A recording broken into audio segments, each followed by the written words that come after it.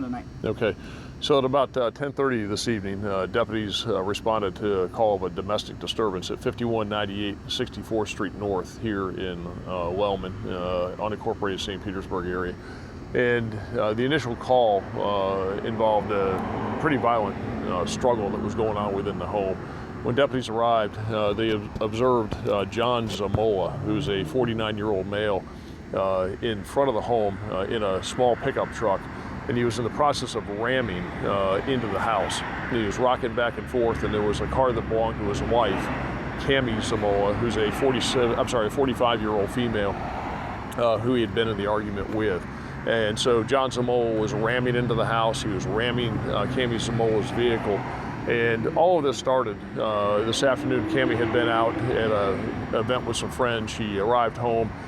John has a history, unfortunately and sadly, of some pretty serious mental health issues. He had been drinking this afternoon. He hadn't been drinking apparently for the last year, but he started drinking this afternoon. And the drinking, coupled with the mental health issues, triggered off a series of events tonight within the home where he literally destroyed the home. He took some type of a baseball bat or other wooden type club and just started tearing up the house. And he had left the house and gone out into the driveway.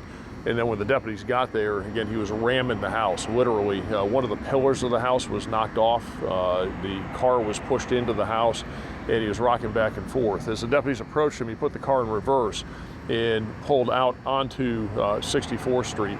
And the deputies at that point thought that he might be trying to run them over, so they made sure that they got out of the way.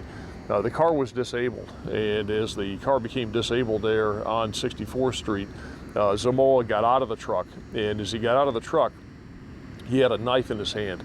And it was a boning type hunting knife, and a knife that could cause some real serious injuries. As he came toward the deputies, they saw the knife in his hand. They ordered him to drop the knife several times. He refused, and he made a statement to the deputies is that you're going to have to kill me. As they again tried to retreat, tried to back up, he kept coming toward them. And as he was coming toward them, when he got between 3 and 5 feet away is when the deputies fired several rounds, striking Zamola in the chest, and he was deceased there. Again, this is what we know at this point. It's still early in the investigation. It's still ongoing, but we're very fortunate the deputies are safe and that they were able to do what they did to protect themselves, because he was clearly coming at them. A good portion of this is captured on video that we've been able to review, and that's what we know at this point.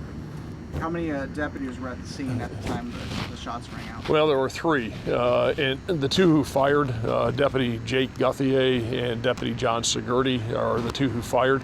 And there was also a third deputy here. One of the lieutenants was there on the scene as well. Now, you said that the deceased suspect, he had history. Right. Do you know what kind of history that is? Well, apparently he's, again, mental health issues, apparently bipolar, those types of things, and had a history of alcoholism and had not been drinking for a year, but started drinking again this afternoon. Anything criminal that you might know of? He does have a criminal history.